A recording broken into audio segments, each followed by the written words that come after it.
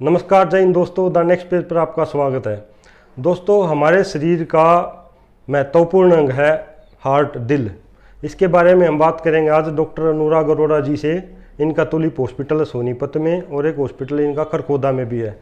Doctor साहब, स्वागत है आपका हमारे यूट्यूब चैनल पे। Thank you. सर, सबसे पहले आप हमें अपने बारे में बताइए। मेरा नाम डॉक्टर अनुराग है। मैं सोनीपत में तुलिप हॉस्पिटल का डायरेक्टर हूँ और एक फिजिशियन हूँ। और यहाँ पर जैसे कि बताया मैंने अभी कि खरखोदा में सेठी हॉस्पिटल हमारा 20-25 साल से यहाँ पर है। और मैं मेडिकल कॉलेज रोहतक से पास आउट हूँ। MBBS MD मैंने वहीं से करी है। आजकल मैं CSI हरियाणा जो कार्डियोलॉजी सोसाइटी ऑफ इंडिया है उसका हरियाणा चैप्टर का सेक्रेटरी हूँ। सर, हार्ट कैसे काम करता है? हार्ट बेसिकली एक पंप है। हार्ट एक पंप है जिसके अंदर मसल है। जब वो मसल ऐसे स्क्वीज करती है तो हार्ट के अंदर से ब्लड निकल जाता है। तो बेसिक जब वो मसल वापस रिलैक्स करती है तो ब्लड आ जाता है। तो बेसिकली हार्ट का काम है कि गंदा ब्लड पंप करके लंग में पहुंचाए, हार्ट फेफड़े में जाए, फेफड़े से वो फिल्टर होए, वो वापस फिर हार्ट के दूसरे चैम्बर में आए लेफ्ट वेंट्रिकल में, और फिर लेफ्ट वेंट्रिकल कॉन्ट्रैक्ट करे तो पूरी बॉडी में ब्लड फैले। तो बेसिकली हार्ट एक पंप है जिसने गंदा ब्लड रिसीव करना है। राइट साइड के हार्ट ने वो गंदा ब्लड उसने हार्ट फेफड़े में डालना है। फेफड़े से वो प्योरीफाई होकर के लेफ्ट साइड हार्ट में आएगा। फिर लेफ्ट साइड से वो पूरी बॉडी में घूमकर ऑक्सीजन पूरी बॉडी को देगा। तो बेसिकली इसके लिए एक पंपिंग एक्शन जरूरी है। मतलब बेसिकली मसल है ये। तो मसल को कॉन्ट्रैक्ट करेगी, तो मसल जब कॉन्ट्रैक्ट करेगी, स्क्वीज करेगी, जब कोई चीज़ आप ऐसे दबाओगे तो जो अंदर चीज़ उसकी वो बाहर निकल जाएगी। और जब वो मसल वापस रिलैक्स करेगी तो नेगेटिव प्रेशर की वजह से वो वापस भर जाएगा। तो ये बेसिकली हार्ट एक हमारा पंप है जो ब्लड को राइट साइड फेफड़े में और लेफ्ट साइड पूरी बॉडी में पंप करता है। सर, हार्ट अटैक और हार्ट फेल में क्या अंतर है? अगर आपके पास एक पंखा है, ठीक है भगनी, अब पंखे की अगर तार कट जाए तो समझ लो हार्ट अटैक आ गया। तो इसका मतलब ये है कि ये मेरा पंप है, इस पंप को चलाने के लिए यहाँ से खून आ रहा है नस में। अब अगर नस बंद हो जाए तो हार्ट रुक जाएगा, हार्ट अटैक हो जाएगा। हार्ट का एक पोर्शन, जिस पोर्शन में खून आ रहा है, अच्छा, ये हार्ट की मसल है। अब 3 नसें हार्ट को खून सप्लाई करती हैं, ठीक है, राइट साइड से 1 और लेफ्ट साइड से 2। तो जिस तरफ की नस बंद हो गई उस तरफ की हार्ट की मसल काम करनी बंद कर देगी, वो हार्ट अटैक कहते हैं इसको। अटैक का मतलब है कि दिन में से 3 में से 1 नस बंद हुई, उसने खून का दौरा जो जिस एरिया को खून देना था वो खून नहीं दे रहा, पर बाकी हिस्से के पास खून आ रहा है, बाकी हिस्से के पास खून आ रहा है। तो मतलब अगर पंप ऐसे ऐसे चल रहा था तो पंप अब ऐसे ऐसे चल रहा है, ये वाला हिस्सा रुक गया हार्ट का। अच्छा, इसको अटैक कहते हैं। इस अटैक में इस नस को जब तक नहीं खोलेंगे, अगर हम नस को जल्दी खोल देंगे तो ये भी बच जाएगी, मसल वापस काम करने लगेगी। अच्छा, इसको खोलने के लिए हम कैसे स्टेंट डालें या कुछ भी डालें, अगर हम नस को खोल देंगे तो ये मसल वापस चलने लग जाएगी। अगर नस को नहीं खोलेंगे तो ये मसल जिंदगी के लिए बनी रहेगी, हार्ट आधा पंप पे चलता रहेगा, ठीक है। इसको हार्ट अटैक कहते हैं। हार्ट फेलियर का मतलब है कि जो पंप फेल हो गया, अब आपके पंखे में आपने तार काटी थी ना, अब आप समझ लो पंखे की मोटर फूक गई है, इसको हार्ट फेलियर कहते हैं। कि अब ये हार्ट है, आपकी नसें चालू हैं पर हार्ट काम ही नहीं कर रहा, मसल उसकी खराब हो गई है, आपकी नसें भी ठीक है, सब कुछ ठीक है, इसको हार्ट फेलियर कहते हैं। पर अगर हार्ट अटैक बड़ा सिवियर हो, ठीक है, तो भी मसल काम करना बंद कर देगी, तो भी हार्ट फेलियर है। तो हार्ट फेलियर का मतलब है कि हार्ट फेलियर 2 तरह का होता है, सिस्टोलिक और डायस्टोलिक। पर हमारे लिए सिस्टोलिक फेलियर समझना जरूरी है। सिस्टोलिक फेलियर का मतलब है कि अब मेरा पंप खराब हो गया, जो खून फेंकना है वो नहीं फेंक पा रहा, इसको हार्ट फेलियर कहते हैं। तो बेसिकली हार्ट अटैक से हार्ट फेल हो सकता है। हार्ट अटैक से मतलब अगर मेरी ज़्यादा नसें, सब 2 नस बंद हो गई एक साथ, तो सारा मसल काम करना बंद कर देगा, और जो खून आगे फेंकना है वो खून फेफड़े में इकट्ठा हो जाएगा।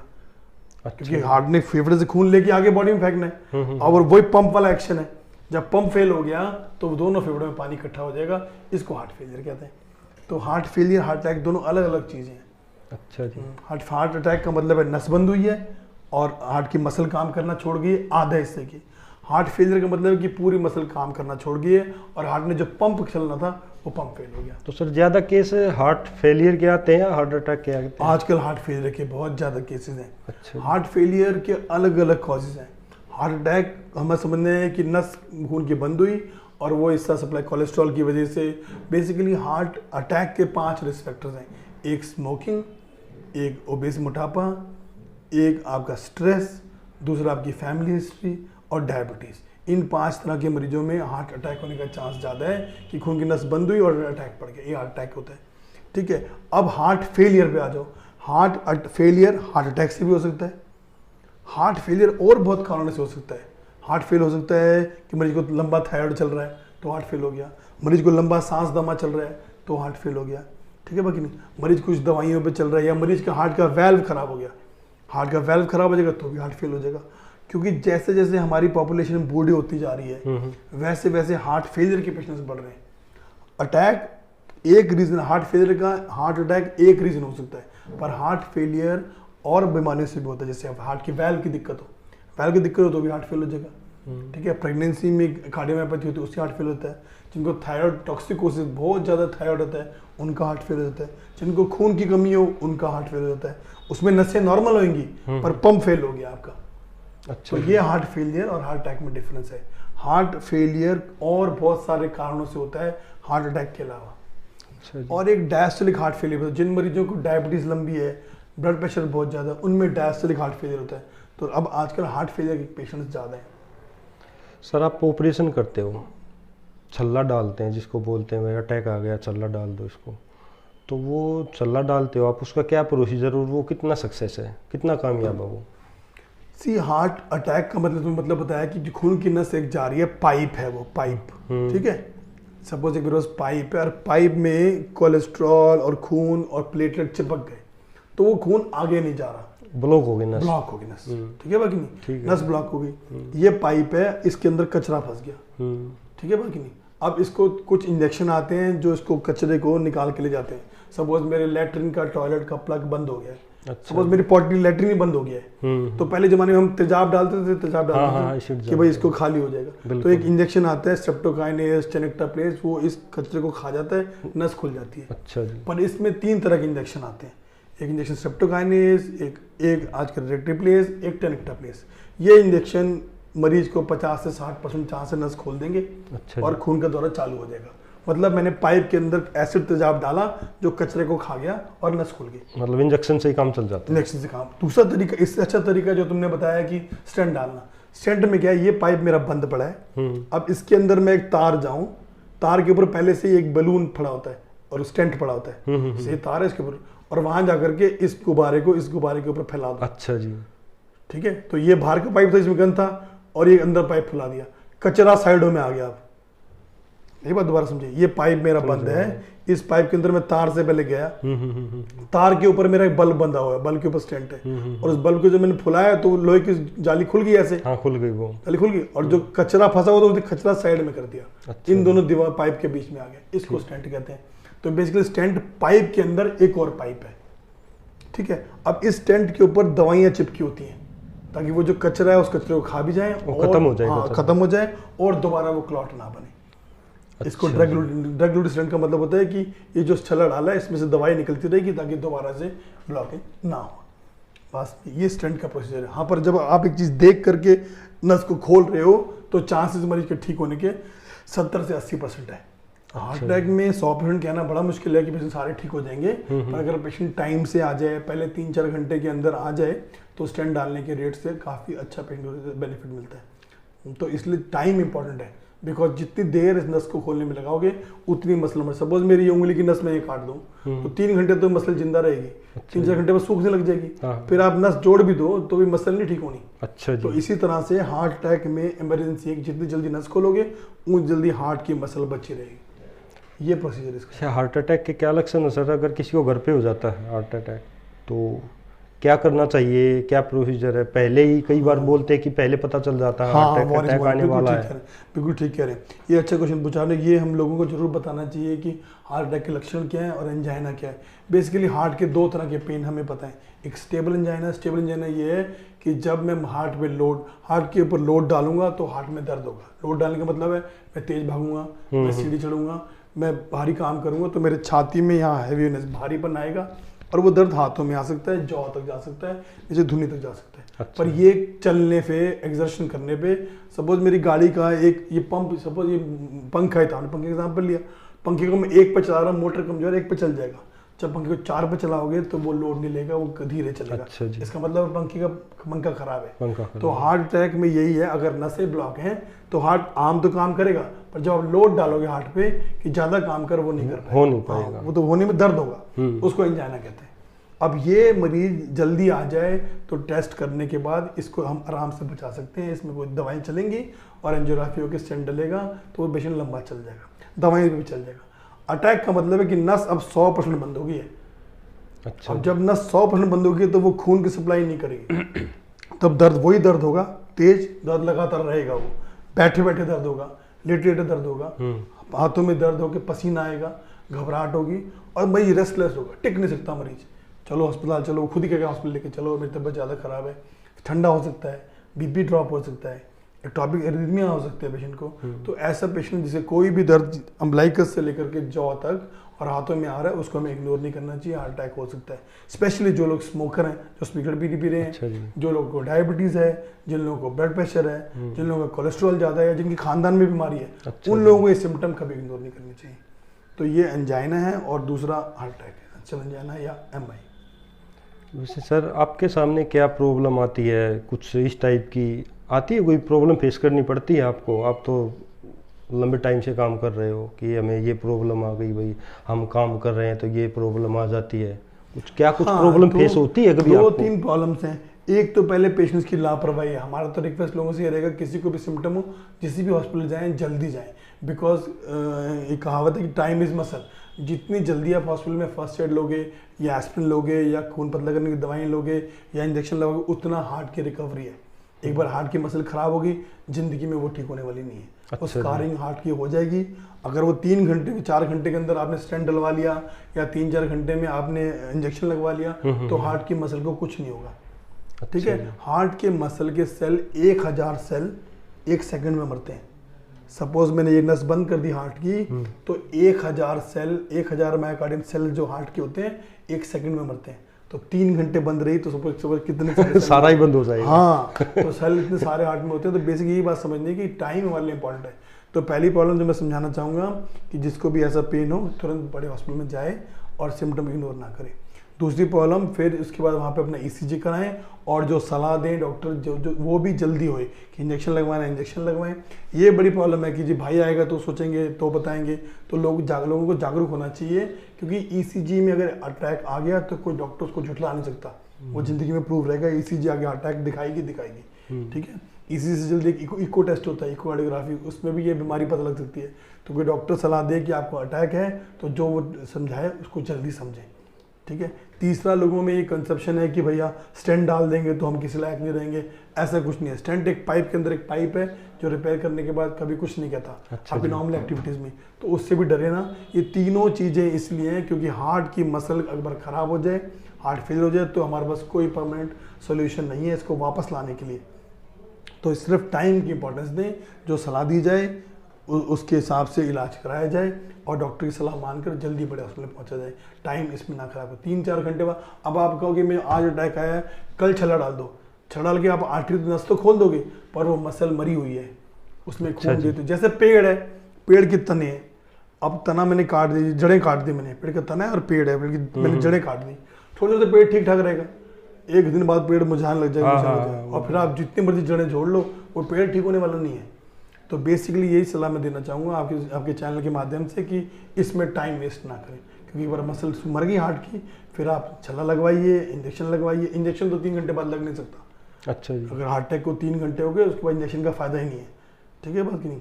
हाँ, जितनी जल्दी स्टेंट लगवा सको 6 घंटे या 12 घंटे तक तो फायदा है, नहीं तो फिर वो हार्ट की मसल मर जाएगी। मसल मर जाएगी तो आप हार्ट फेलियर में चले जाओगे। तो इसलिए टाइम का ध्यान रखें, जो डॉक्टर सलाह दे।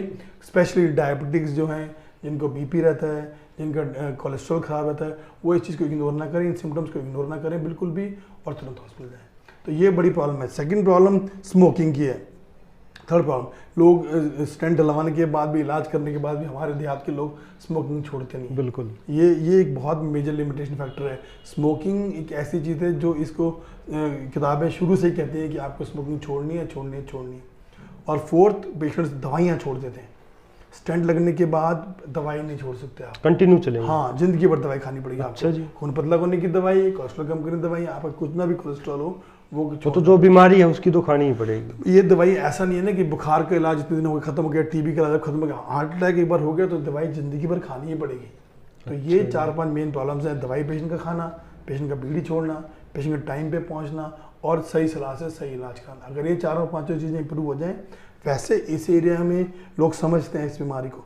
हमारे इलाके में ऐसा नहीं है, लोग जागरूक हैं इस बीमारी के बारे में।